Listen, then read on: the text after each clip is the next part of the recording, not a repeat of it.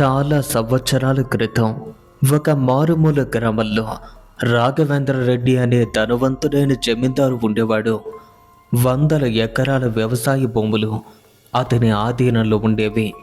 గ్రామాల్లో అత్యంత గౌరవనీయమైనటువంటి వ్యక్తుల్లో అతను ప్రముఖుడు. అలాగే ఆ గ్రామానికి ఒక పెద్ద వ్యక్తి కూడా. ఇక అతని భవనం చూడటానికే చాలా పెద్దగా ఉండేది. అతి పెద్ద రాతి స్తంభాలు, పురాతన శిల్పాలు, కాలం చెరుపు వేయలేని వైభవం. కానీ దాని వెనుక దాగి ఉన్న చీకటి గురించి ఎవ్వరికీ తెలియదు. ఇక వివరాల్లోకి వెళ్తే, రాఘవేంద్ర రెడ్డికి ఇద్దరు కుమారులు, వీరేంద్ర మరియు మహేంద్ర. వీరేంద్ర పెద్దవాడు, ధైర్యవంతుడు, న్యాయబుద్ధి కలవాడు. మహేంద్ర చిన్నవాడైనా సరే ఎప్పుడూ అన్నతో ఉండేవాడు. ఇద్దరు సోదరుల మధ్య ప్రేమను చూసి గ్రామస్తులంతా కూడా ఆశ్చర్యపోయేవారు. రాఘవేంద్ర రెడ్డి భార్య పేరు భానుమతి. అందమైనటువంటి స్త్రీ. కానీ తన కళ్ళల్లో ఎప్పుడూ ఏదో ఒక భాగ్యం. ఆమె చిరునవ్వు కూడా నకిలీగా అనిపించేది. కానీ తన భార్య పైన తనకి అపారమైన నమ్మకం. ఒకరోజు అకస్మాత్తుగా వీరేంద్ర అనారోగ్యానికి గురయ్యాడు.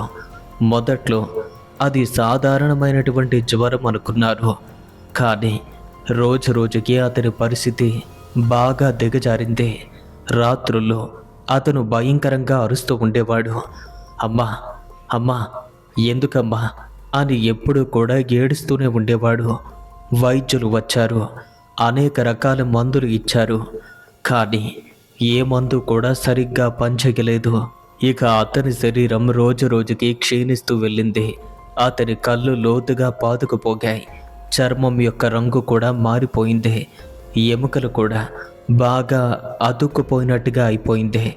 అంటే చర్మం, ఎముకలు చూడటానికే ఒక అస్థిపంజరంలా అయిపోయాడు.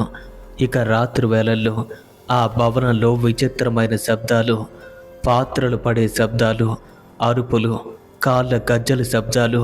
ఇంట్లో పనివారు సైతం భయపడేవారు. రాత్రిళ్ళు ఈ ఇంట్లో ఏదో జరుగుతుంది అని ఒక పని మనిషి అతనితో చెప్పింది. కానీ రాఘవేంద్ర రెడ్డి వాటిని నమ్మలేదు. ఇవన్నీ కూడా మూఢనమ్మకాలు. వీటి గురించి ఆలోచించడం మానేసి నా కొడుకు మీద దృష్టి పెట్టండి. పని తప్పించుకోవటానికి ఎప్పుడూ కూడా ఏదో ఒక సాకు చెప్తూనే ఉంటాను. ఎన్నాళ్ళ నుండి చూస్తున్నాను అని కసురుకున్నాడు. అయితే అతనికి మొదటి నుంచి అటువంటి వాటిపైన నమ్మకం లేదు. నా కొడుకు త్వరగా కోలుకుంటాడు, వాడికేమీ కాదు అని ఎప్పుడూ తాను మంచిగానే చెప్పుకునేవాడు. కానీ తాను ఒక విధంగా అనుకుంటే విధి మాత్రం వేరే విధంగా తలిచింది. ఒక చీకటి రాత్రి, ఒక అమావాస్య నాటి రాత్రి తన కొడుకు వీరేంద్ర ఆఖరి శ్వాస విడిచాడు.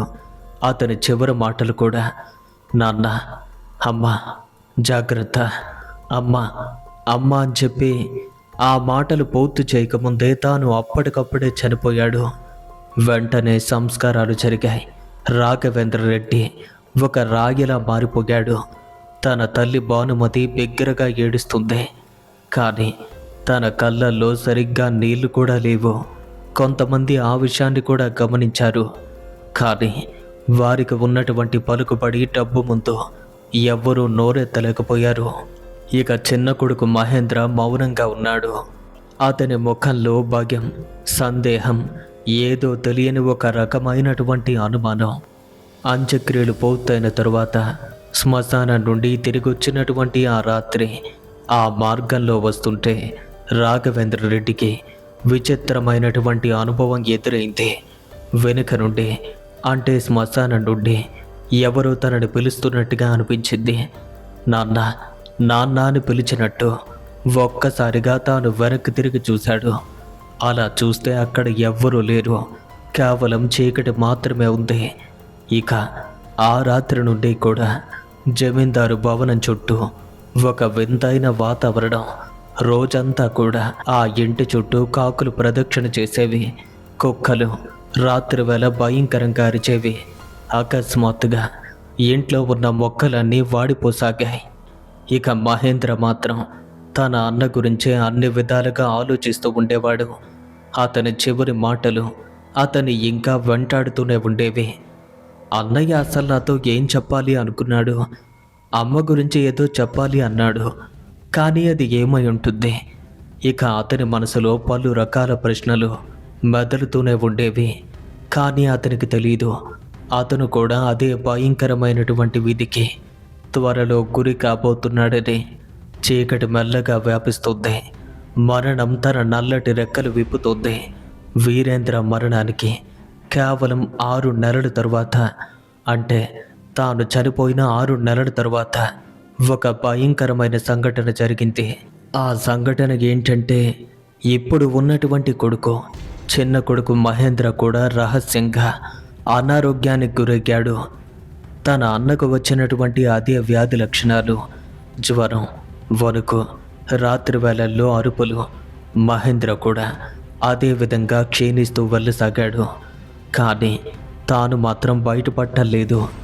ఎందుకంటే అతనికి ఒక సత్యం తెలుసు. అతని అన్నయ్య అతనికి హెచ్చరించాడు. వీరేంద్ర మరణానికి 2 రోజుల ముందు అర్ధరాత్రి సమయంలో అతను మహేంద్రను పిలిచాడు. తమ్ముడు, జాగ్రత్త, చాలా జాగ్రత్తగా ఉండు. ఎట్టి పరిస్థితుల్లోనూ అమ్మను నమ్మొద్దు. నాన్నను కూడా చాలా జాగ్రత్తగా చూసుకో అని చెప్పాడు. ఏమన్నావన్నా? అమ్మ అంటే ఏంటి అని మహేంద్ర అడిగేలోపు వీరేంద్ర తన రహస్యాన్ని పూర్తిగా చెప్పలేకపోయాడు.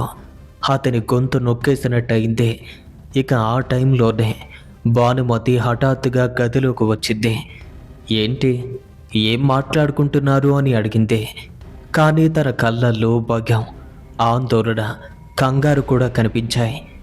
ఇక ఆ తరువాత వీరేంద్ర చనిపోయాడు. మంచం మీద ఉన్నటువంటి మహేంద్ర కూడా తన అన్న యొక్క హెచ్చరికను గుర్తుంచుకున్నాడు. అతను నెమ్మదిగా తన తల్లిని గమనించడం మొదలుపెట్టాడు.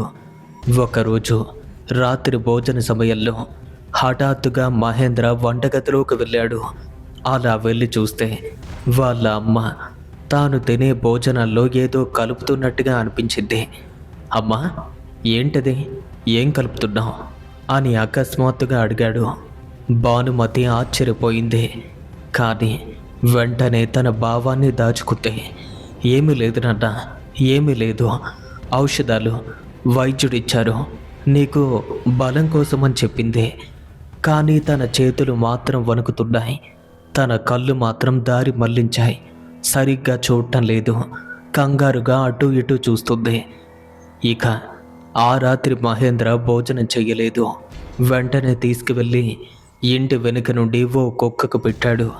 ఇక ఆ మరుసటి రోజు వెంటనే ఆ కుక్క చనిపోయింది. ఇక మహేంద్రకు నిజం అర్థమైంది. కానీ అతను ఏమీ చెప్పలేదు. అతను కూడా నటించడం మొదలుపెట్టాడు.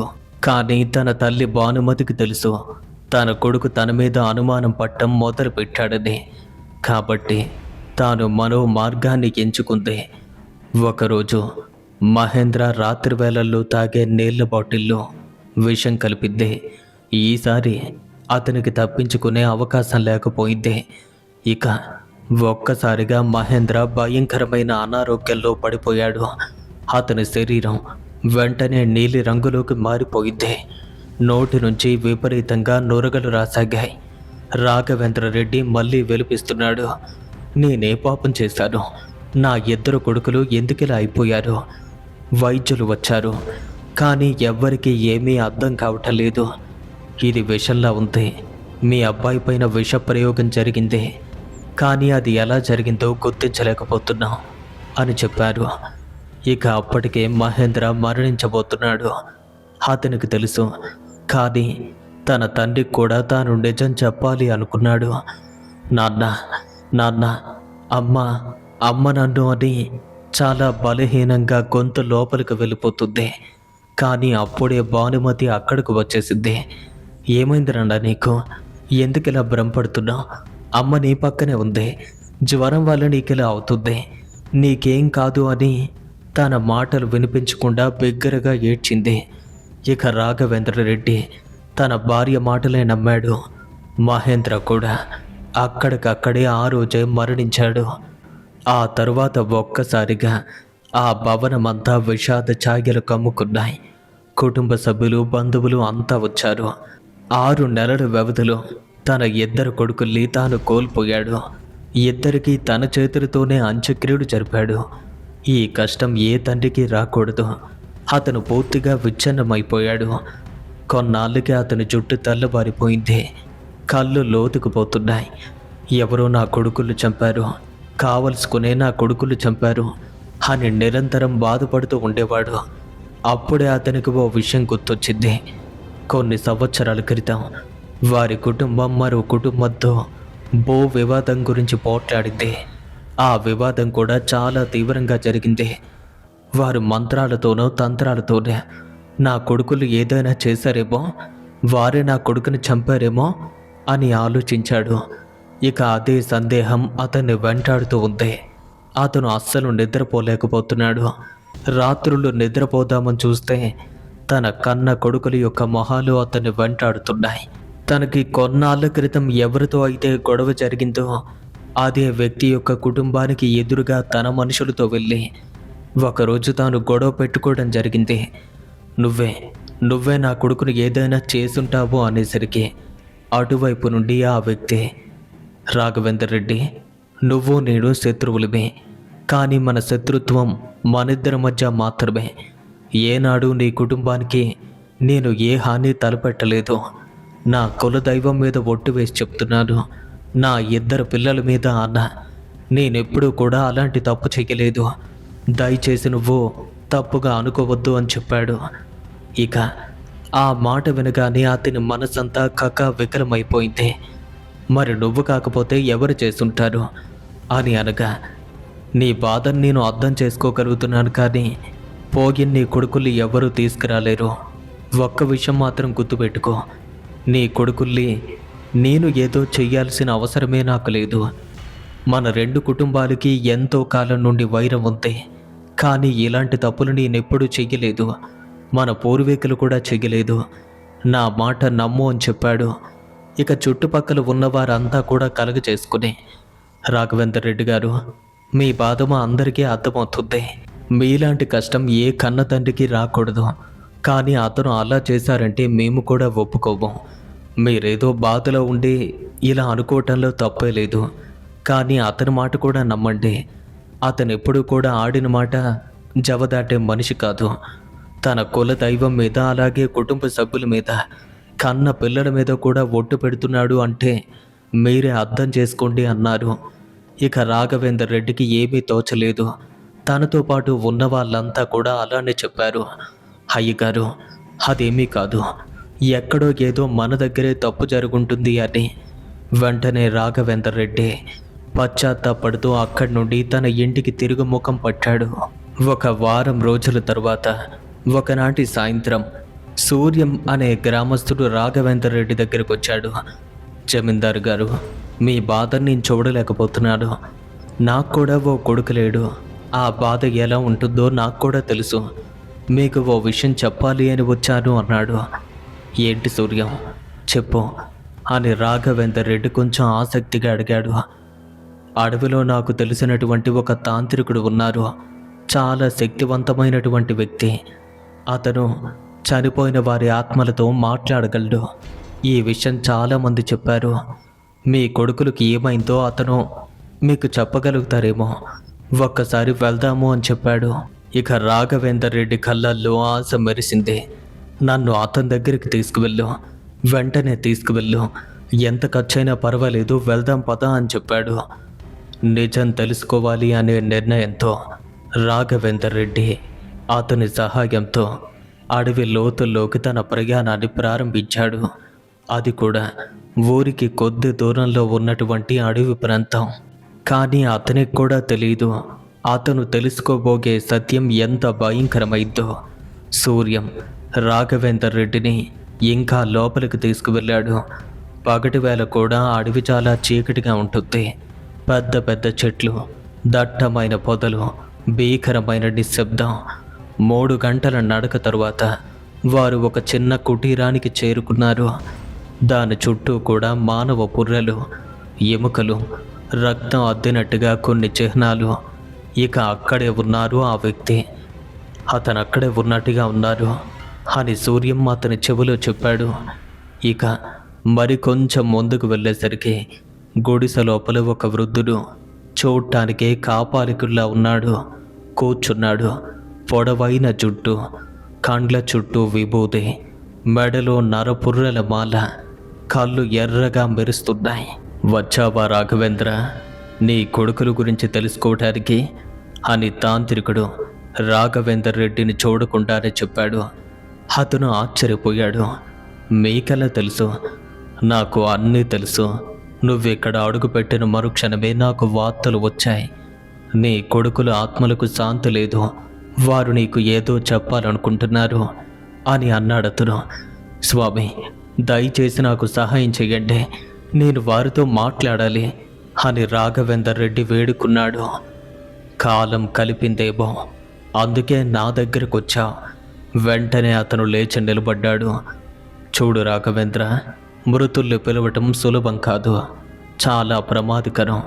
కానీ నీ కొడుకులు కూడా రావటానికి సిద్ధంగా ఉన్నారు. స్వామి, ఏదైనా చేస్తాను, దయచేసి నాకు చెప్పండి, ఏదైనా చేస్తాను అని రాఘవేందర్ రెడ్డి వెంటనే కాళ్ళ మీద పడిపోయాడు.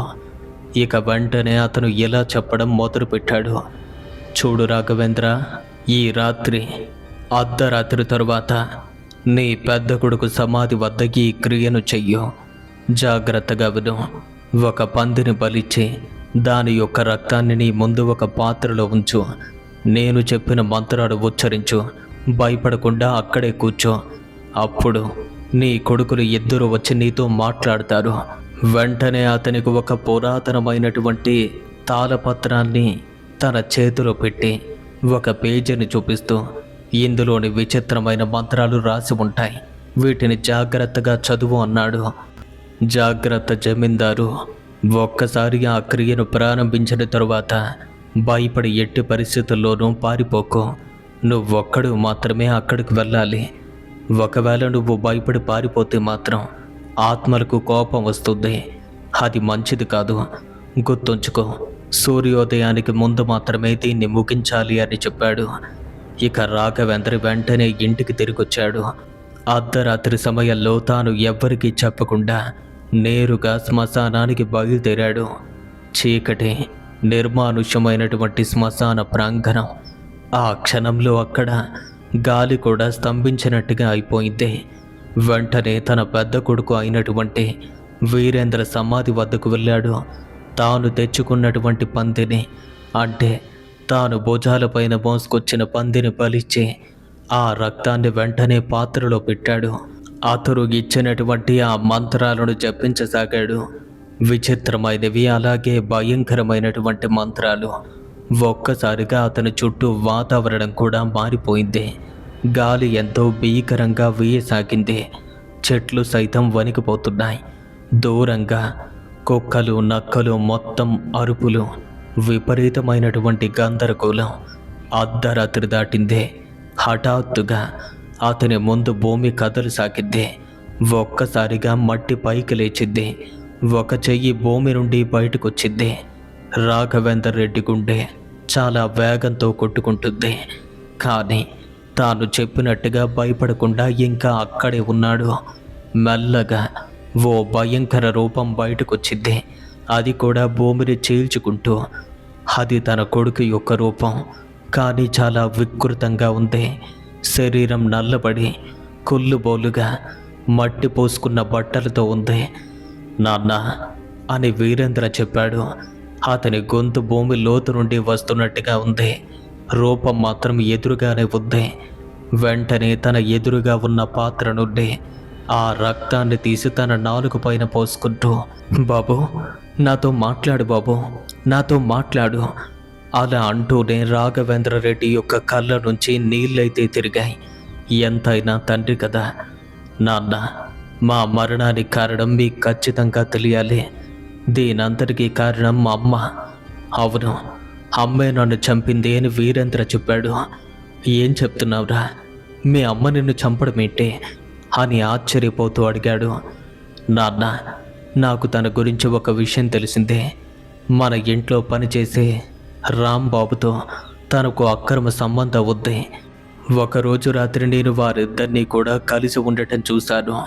చూడకూడని స్థితిలో నేను ఆమెను ఎదుర్కొన్నాను. తరువాత నా ఆరోగ్యం పాడైంది. ఆమె నా భోజనంలో మెల్లగా విషం కలుపుతూ వచ్చింది అని వీరేంద్ర వెల్లడించాడు. ఆ విషం కూడా మామూలుది కాదు. ఆ రాంబాబు మా పైన ఏదో ప్రయోగం చేయించి అలాంటి విషాన్ని అమ్మ చేతికి ఇస్తే ఇక అదే విషాన్ని అమ్మ నాకు తెలియకుండా నా భోజనంలో కలిపింది. ఆ తరువాత నెమ్మదిగా నా ఆరోగ్యం పాడవుతూ వచ్చింది. మీరు ఎన్ని రకాల వైద్యాలు చేయించినా అవి ఫలించలేదు. ఆ తరువాత హఠాత్తుగా నేను చనిపోవటం కూడా జరిగింది. ఎందుకంటే ఇలా అమ్మ చేయటానికి ఒకే ఒక్క కారణం, నేను వారిద్దరినీ కూడా చూశారని, వారి పన్నాగం బయటపడిందని. నేను వారిద్దరినీ చూశాను, మీకు ఎక్కడ చెప్తాను అన్న భయంతోనే తాను ఎలా చేసింది. లేదురా, అబద్ధం, మీ అమ్మ అలా చేయదు. రాఘవేందర్ రెడ్డి అస్సలు నమ్మాలి అనుకోలేదు. నాన్న, నేను నిజం చెప్తున్నాను. నేను తమ్ముని కూడా హెచ్చరించాను, కానీ వాడిని కూడా కాపాడుకోలేకపోయాను అని వీరేంద్ర విచారంగా చెప్పాడు. అలా చెప్పి ఒక్కసారిగా ఏడవటం మొదలుపెట్టాడు. ఇక ఆత్మఘోషని కన్న తండ్రి కూడా వినలేక చెవులు మూసుకున్నాడు. అలా ఏడుస్తూ ఏడుస్తూ వీరేంద్ర యొక్క రూపం ఒక్కసారిగా నెమ్మదిగా భూమిలోకి వెళ్ళిపోయింది. ఆ ప్రాంతమంతా కూడా మామూలుగా ఉంది. సరిగ్గా కొన్ని క్షణాల తరువాత అప్పుడు అదే భూమి నుండి మహేంద్ర కనిపించాడు. అతని పరిస్థితి మరింత దారుణంగా ఉంది. శరీరం నీలి రంగులో ఉంది. చనిపోయిన నాడు ఎలా ఉన్నాడో అచ్చం అలానే కనిపిస్తున్నాడు. నోటి నుంచి విపరీతమైన నొరకలు.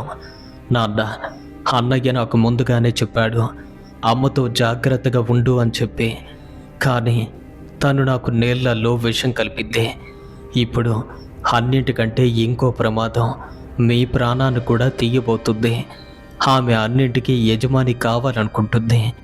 నాన్న, దయచేసి మీరు జాగ్రత్తగా ఉండండి. ఆమె ఇంట్లోని వంటగదిలో విషాన్ని దాచిపెట్టింది. రాంబాబుతో కలిసి మిమ్మల్ని కూడా చంపడానికి ప్లాన్ చేస్తుంది. దయచేసి జాగ్రత్తగా ఉండండి, జాగ్రత్తగా ఉండండి అని మహేంద్ర హెచ్చరించాడు. నేనేం చెయ్యాలి, ఇప్పుడు నేనేం చెయ్యాలి అని రాఘవేంద్ర ఏడ్చాడు. కానీ అప్పటికే ఇచ్చిన సమయం అయిపోవడంతో తన చిన్న కొడుకు యొక్క ఆత్మ కూడా అలానే అదృశ్యమైపోయింది.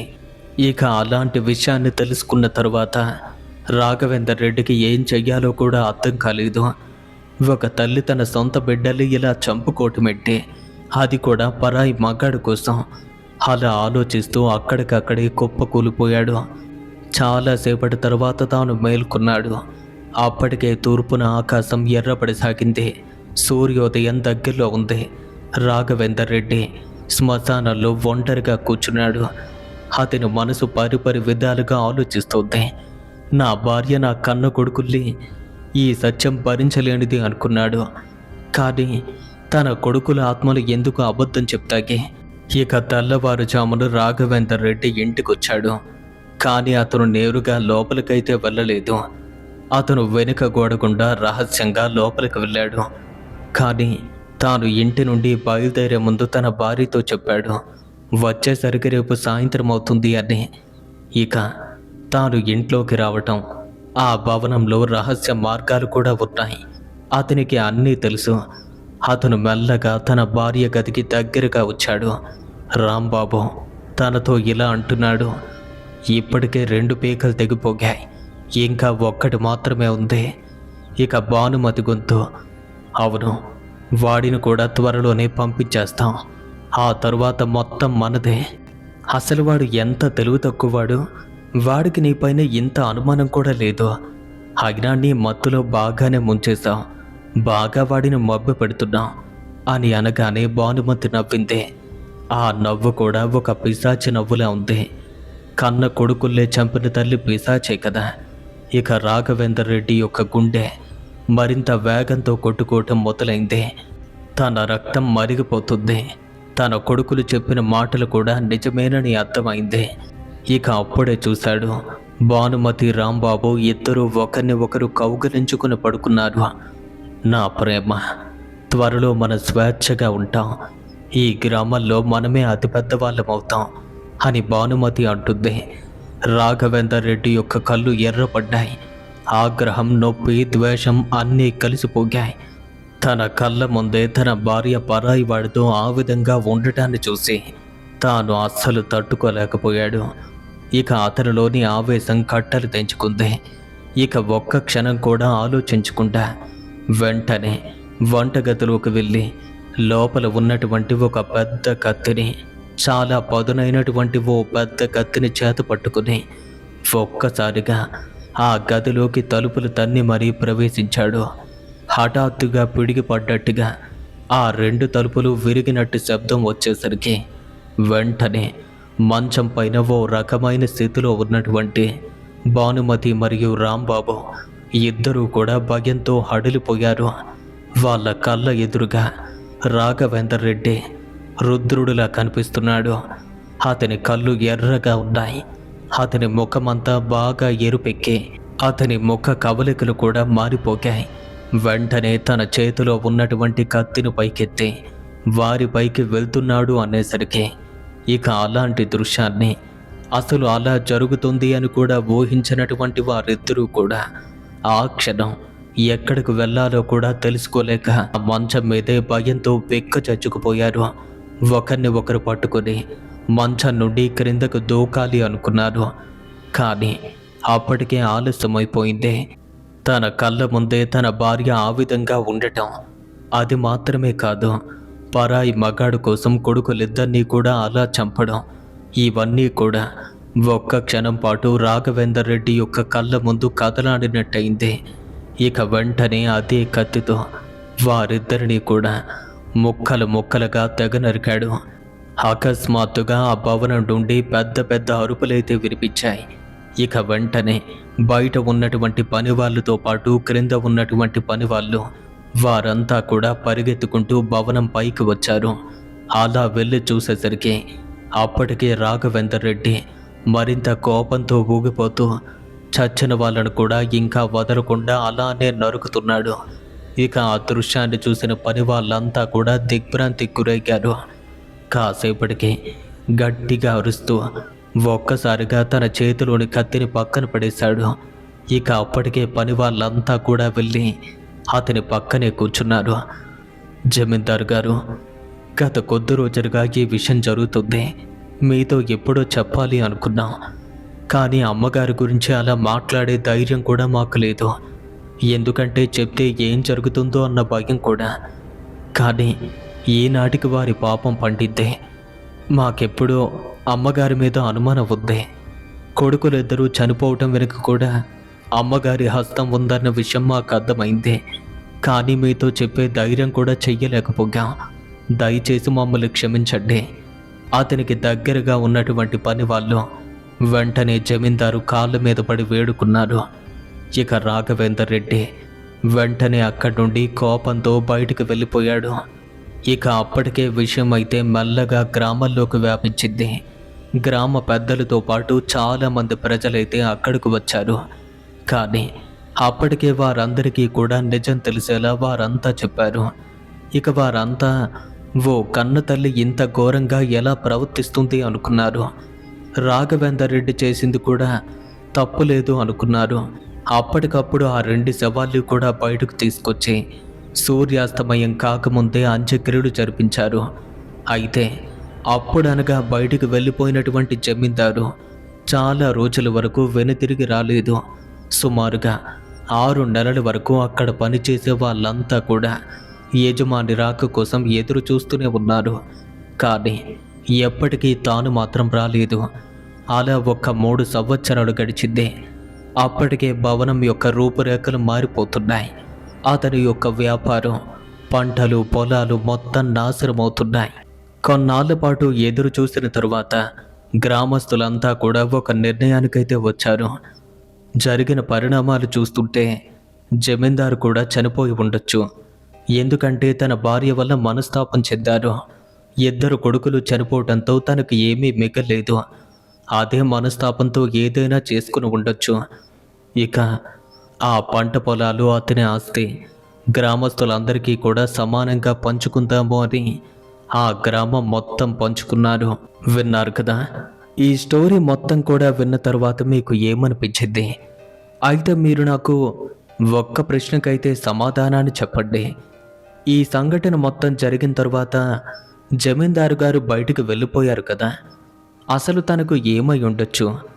నిజంగానే జమీందారు గారు చనిపోయారా, లేక బ్రతికొచ్చే అవకాశం ఉందంటారా? మీ యొక్క అభిప్రాయాన్ని క్రింద కామెంట్స్ రూపంలో మాకు తెలియచేయండి. ఈ వీడియో కనుక మీకు నచ్చినట్టయితే లైక్ చేయండి. మీ ఫ్రెండ్స్ అండ్ ఫ్యామిలీ మెంబర్స్కి ఈ వీడియోని వెంటనే షేర్ చేయండి. ఇలాంటి మరిన్ని తెలుగు హారర్ స్టోరీస్ కోసం ఇప్పుడే మన ఛానల్ను సబ్స్క్రైబ్ చేసుకోండి. ఒకవేళ మీకు తెలిసినటువంటి సంఘటన కానీ, మీ జీవితంలో జరిగిన సంఘటన కానీ ఏదైనా ఉంటే మాతో పాటు దాన్ని షేర్ చేసుకోవాలి అనుకుంటే మన యొక్క ఇన్స్టాగ్రామ్కి వెంటనే డిఎం చేయండి.